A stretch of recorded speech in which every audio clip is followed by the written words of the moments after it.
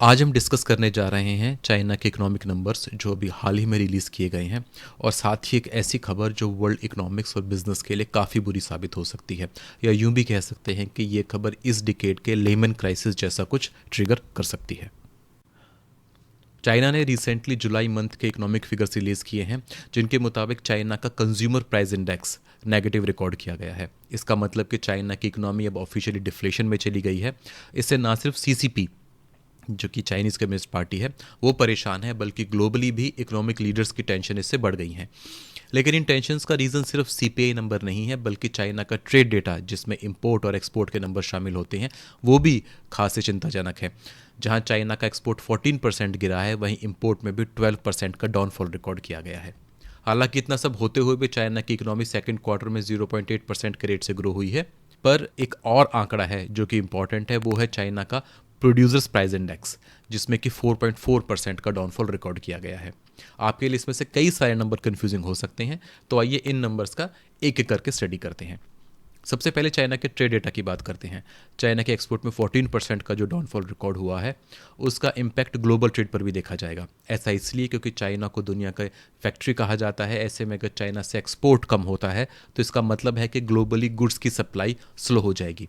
इसका फ़र्क हम ग्लोबल मैन्युफैक्चरिंग पर भी देख सकते हैं, क्योंकि चाइना का एक्सपोर्टेड गुड कई दूसरी कंट्रीज़ की मैन्युफैक्चरिंग के लिए इंपॉर्टेंट है।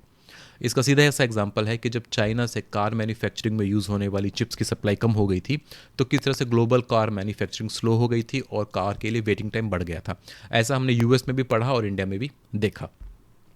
ये प्रोडक्शन शॉर्टफॉल डिमांड और सप्लाई के बैलेंस को बिगाड़ सकता है। इसका डायरेक्ट इम्पैक्ट ये हो सकता है कि गुड्स की कमी इन्फ्लेशन को और बढ़ा दे। और वैसे भी बहुत सारे इकोनॉमिस्ट ये मानते हैं कि दुनिया भर में आज इन्फ्लेशन की जो कंडीशन है, उसके दो मेन रीज़न हैं। एक तो कोविड के टाइम में गवर्नमेंट्स ने जो एक्सेसिव डेट क्रिएट किया था वो, और दूसरा चाइना में लॉकडाउन्स की वजह से जो सप्लाई चेन टूट गई थी, उसकी वजह से ही ये इन्फ्लेशन ट्रिगर हुई है।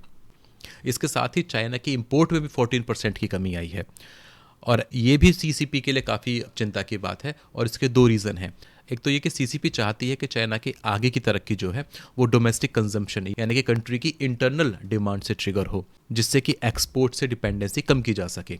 और दूसरा ये कि चाइना में बहुत सारे एक्सपोर्टेड गुड ऐसे हैं जिनकी प्रोडक्शन के लिए रॉ मटेरियल को इंपोर्ट किया जाता है। ऐसे में इंपोर्ट का स्लो डाउन होना ये बताता है कि चाइना में नियर फ्यूचर अपने पुराने वाले एक्सपोर्ट लेवल पर वापस जाना शायद मुश्किल होगा।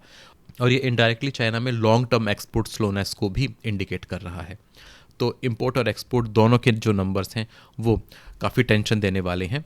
और अगला नंबर जिस पे हमें नज़र डालनी चाहिए वो है प्रोड्यूसर्स प्राइस इंडेक्स। तो पहले समझते हैं कि प्रोड्यूसर्स प्राइस इंडेक्स होता क्या है। प्रोड्यूसर्स प्राइस इंडेक्स को शॉर्ट फॉर्म में पीपीआई भी कहा जाता है, और ये नंबर इंडिकेट करता है कि प्रोड्यूस्ड गुड जब कंपनी गेट से बाहर निकलते हैं तो उनका प्राइस कितना होता है। तो ये नंबर इसलिए इंपॉर्टेंट है क्योंकि इनडायरेक्टली ये नंबर बताता है कि गुड्स की प्रोडक्शन की कॉस्टिंग में क्या फ़र्क आया है। पीपीआई में इंक्रीज या डिक्रीज ये इंडिकेट करता है कि कंपनीज की बिजनेस हेल्थ कैसी है और प्रोडक्ट्स की डिमांड और सप्लाई का क्या बैलेंस है। पीपीआई के गिरने का एक रीज़न ये हो सकता है कि रॉ मटेरियल की कॉस्टिंग में कमी हुई हो, जो कि हमें नहीं लगता कि ऐसा हुआ है। इसका दूसरा रीज़न हो सकता है कि वर्कफोर्स की कमी, वर्कफोर्स का कम हो जाना, या वर्कफोर्स की सैलरी का डिक्रीज होना। दोनों ही कंडीशंस में सीसीपी के लिए चिंता की बात है।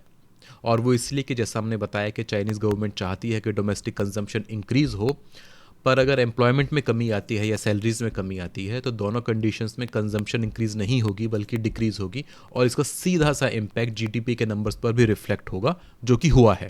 चाइना के अब जीडीपी नंबर्स की बात करते हैं। चाइना का सेकंड क्वार्टर का जो जीडीपी है वो बहुत अच्छा नहीं आया है। सेकंड क्वार्टर में 0.8% की ग्रोथ ही रिकॉर्ड की गई है। तो अगर इसे हम ईयरली ग्रोथ में ट्रांसलेट करें तो 4 क्वार्टर्स में 0.8% की ग्रोथ लगभग 3.2% की जीडीपी ग्रोथ बताती है। तो ये किसी भी बड़ी इकोनॉमी के लिए हेल्दी नंबर हो सकता है, पर सीसीपी की एक्सपेक्टेशन से ये नंबर काफ़ी कम है, क्योंकि सीसीपी चाहती है कि चाइना का फाइनेंशियल ग्रोथ 5% के आसपास रहे, और 3.2% करंट एक्सपेक्टेशन के हिसाब से काफ़ी नीचे है।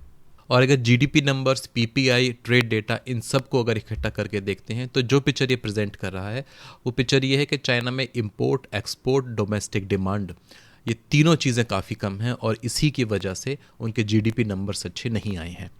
चाइना की इस जीडीपी स्लोनेस का असर ग्लोबली देखा जाएगा, और इसके दो रीज़न हैं।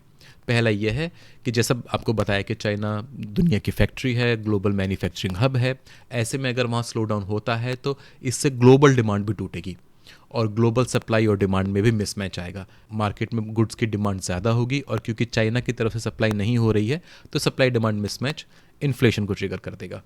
एक सवाल जिसका जवाब आने वाला वक्त ही बता पाएगा वो ये कि इस प्रोडक्शन स्लोनेस की वजह से कुछ और मैन्युफैक्चरिंग कंपनीज चाइना से अपना प्रोडक्शन बेस हटाकर किसी और कंट्री में अपना नया प्रोडक्शन बेस बनाएंगी। अगर हाँ ऐसा होता है तो सप्लाई में फर्दर स्लोनेस देखी जाएगी और इसका रीज़न ये है क्योंकि चाइना में जिस तरह का एक इकोसिस्टम डेवलप हो चुका है मैन्युफैक्चरिंग को लेकर के, किसी और कंट्री में वो इकोसिस्टम डेवलप करना टाइम कंज्यूमिंग भी है और एक्सपेंसिव भी है। आइए बात करते हैं सबसे इंपॉर्टेंट नंबर की और वो है consumer price index. Consumer price index को सीपीआई भी कहा जाता है और सीपीआई नंबर जो होता है वो किसी देश के अंदर गुड्स की प्राइस में हुए चेंजेस को बताता है। यहाँ इंडिया का सीपीआई नंबर जो है 7.44% रिकॉर्ड किया गया है। तो इसका मतलब ये है कि जुलाई 2022 के मुकाबले जुलाई 2023 में चीज़ों की कीमतें ऑन एन एवरेज 7.44% बढ़ी हैं।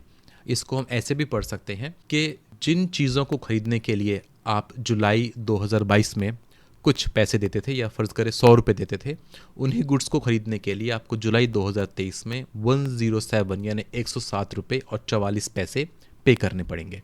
तो सीपीआई का पॉजिटिव होना इन्फ्लेशन को बताता है और सीपीआई का नेगेटिव होना डिफ्लेशन को बताता है। तो सीपीआई के नंबर जब बहुत ज़्यादा हाई आते हैं तो हम उसे हाई इन्फ्लेशन बोलते हैं और जब सीपीआई के नंबर 0 से कम होते हैं यानी नेगेटिव टेरिटरी में होते हैं तो हम उसको डिफ्लेशन कहते हैं। तो डेफिनेशन से तो सुनने में ये लगता है कि डिफ्लेशन इन्फ्लेशन से बेटर है क्योंकि डिफ्लेशन में प्राइजेस कम होते हैं और चीज़ें सस्ती होती हैं, पर यहाँ यह समझना ज़रूरी है कि डिफ्लेशन हाई इन्फ्लेशन से भी ज़्यादा डेंजरस होता है। तो सबसे पहले समझते हैं ऐसा क्यों है। डिफ्लेशन में क्योंकि प्राइजेस कम होते हैं तो इसका सीधा सा असर कंपनी की अर्निंग्स पर पड़ता है और कंपनी की अर्निंग्स जब कम होती है तो इसका डायरेक्ट इम्पैक्ट पड़ता है एम्प्लॉय की सैलरी पर और एम्प्लॉयमेंट के ऊपर भी। तो जब एम्प्लॉय की सैलरी कम हो जाती हैं तो वो एम्प्लॉयज़ भी आगे जा कर के अपना एक्सपेंडिचर कम कर देते हैं और इससे मार्केट में डिमांड ओवरऑल कम होनी शुरू हो जाती है। तो एक सेगमेंट की जो स्लोनेस है वो दूसरे सेगमेंट्स में भी पहुंचनी शुरू हो जाती है और जब ये साइकिल सब जगह चलने लगता है, सभी जगह एम्प्लॉयज़ की सैलरी कम होती है और वो आगे अपना एक्सपेंडिचर कम कर देते हैं, तो लगभग पूरी मार्केट के अंदर एक स्लोनेस आ जाती है और प्राइजेस गिरने लगते हैं। तो जहाँ प्राइजेस गिरना अच्छी बात है वहाँ ये भी समझना है कि इसके साथ सैलरीज भी गिर रही हैं, तो इसका कोई पॉजिटिव इम्पैक्ट नहीं है। और जब सैलरीज भी गिरती हैं, कंपनी की अर्निंग भी गिरती है, तो कंपनीज आगे अपने आप को एक्सपेंड करना बंद कर देती हैं, नए प्लांट लगाना बंद कर देती हैं, जिससे फर्दर एम्प्लॉयमेंट जनरेशन में प्रॉब्लम आती है। तो जो नौजवान पीढ़ी मार्केट में आती है जॉब करने के लिए, उनके लिए जॉब्स अवेलेबल नहीं होती हैं। तो डिफ्लेशन जो है एक विशियस साइकिल है। ये डिमांड को कम करता है, डिमांड के बाद ये लोगों के एक्सपेंडिचर को कम करता है, उनकी परचेजिंग पावर को कम करता है, फिर उससे मार्केट में प्रोडक्शन कम होती है और फिर से प्राइजेस और कम होते हैं और एक विशियस साइकिल चलता रहता है। इस साइकिल का दूसरा सबसे बड़ा इम्पैक्ट होता है गवर्नमेंट के ऊपर, क्योंकि जब लोगों की सैलरीज कम होंगी, कंपनी की अर्निंग कम होगी, तो गवर्नमेंट को मिलने वाला टैक्स भी कम हो जाता है। ऐसे में गवर्नमेंट के पास ये चैलेंज हो जाता है कि वो किस तरह से अपने बजटरी कमिटमेंट्स को पूरा करे। गवर्नमेंट्स के पास ऐसे चैलेंजेस को हैंडल करने के लिए हालांकि बहुत सारे टूल होते हैं, लेकिन अगर डिफ्लेशन एक साइकिल में लगातार चलता रहे तो गवर्नमेंट के पास आने वाले फंड का फ्लो रुक जाता है और गवर्नमेंट एक हद तक ही डेट क्रिएट कर सकती है। उसके बाद गवर्नमेंट के पास भी ज़्यादा ऑप्शंस नहीं बचते हैं। तो डिफ्लेशन ओवरऑल एक ऐसा साइकिल है जो कि ना सिर्फ कंट्री के अंदर डिमांड को कम करता है, लोगों की सैलरी को कम करता है, एम्प्लॉयमेंट को ख़त्म करता है, बल्कि वो गवर्नमेंट को भी क्रिपल कर देता है और इसके आउटसाइड वर्ल्ड पर भी काफ़ी नेगेटिव इम्पैक्ट होते हैं। तो ऐसे में चाइना के जो डिफ्लेशन नंबर हैं ये सीरियसली बहुत ही चिंता की बात है। हालांकि पर्सनली मैं ये नहीं मानता कि चाइना के जो डिफ्लेशन है ये बहुत लंबे टाइम तक रहेगी, क्योंकि चाइनीज़ गवर्नमेंट के पास वो सभी टूल्स अवेलेबल हैं और काफ़ी अच्छी क्वांटिटी में अवेलेबल है जिससे वो इस डिफ्लेशन को टैकल कर सकती है। चाइना की government excessive cash base economy के ऊपर बैठी है, साथ में बहुत बड़ा उनके पास फॉरेन रिजर्व है और इन्फ्लेशन के साथ वो ईजिली प्ले आउट कर सकते हैं। और क्योंकि बहुत बड़ा फॉरेन रिजर्व है तो चाइनीज़ गवर्नमेंट अपनी करेंसी को भी मेंटेन कर सकती है। तो मुझे अभी देख करके ये नहीं लगता है कि डिफ्लेशन के नंबर बहुत ही सीरियस हैं, लेकिन अगर आप ओवरऑल पिक्चर को देखें, जीडीपी के नंबर, ट्रेड डेटा का नंबर, पीपीआई का नंबर, सीपीआई का नंबर, तो इसके बाद ही एक पिक्चर निकल के आती है कि चाइना में फ़िलहाल इकोनॉमिक हेल्थ बहुत अच्छी नहीं है। और मेरा एक सजेशन है ये सब के लिए कि अगर आपको इंडिया से बाहर किसी और कंट्री के इकोनॉमिक डेटा या ग्लोबल इकोनॉमिक डेटा में इंटरेस्ट है, तो मैं आपको बोलूँगा कि चाइना के इकोनॉमिक नंबर्स को स्टडी कीजिए, क्योंकि चाइना का इकोनॉमिक नंबर ऐसे हैं जो आज की तारीख में ग्लोबल इम्पैक्ट डालते हैं। ग्लोबल इकोनॉमी किस डायरेक्शन में जाएगी, या ग्लोबली प्राइजेस कैसे रहेंगे, या ग्लोबली गुड्स की सप्लाई कैसी रहेगी, ये सब बहुत कुछ चाइना की इकोनॉमिक कंडीशन पे डिपेंड करता है। और वैसे भी बहुत सारे लोग जिन्होंने चाइना में तो डायरेक्ट इन्वेस्टमेंट कर रखी है या इनडायरेक्ट इन्वेस्टमेंट कर रखी है, या चाइना में डिनोमिनेटेड फंड में पैसा लगा रखा है, उनके लिए बहुत ही इंपॉर्टेंट नंबर्स हैं। इसके साथ एक दूसरी खबर है जिसके बारे में मैं जल्दी ही दूसरा वीडियो बना रहा हूँ, वो ये कि चाइना की सबसे बड़ी रियल एस्टेट कंपनी एवरग्रांडे ने अपनी बैंकरप्सी चैप्टर 15 के अंदर फाइल कर दी है यूएस के अंदर। इसका क्या इम्पैक्ट है, इसके क्या इम्प्लीकेशन होंगे, और इसको बिगर पिक्चर में कैसे देखा जा सकता है, उसके लिए जल्दी ही मेरा दूसरा वीडियो आने वाला है। देखते रहिएगा। Thank you.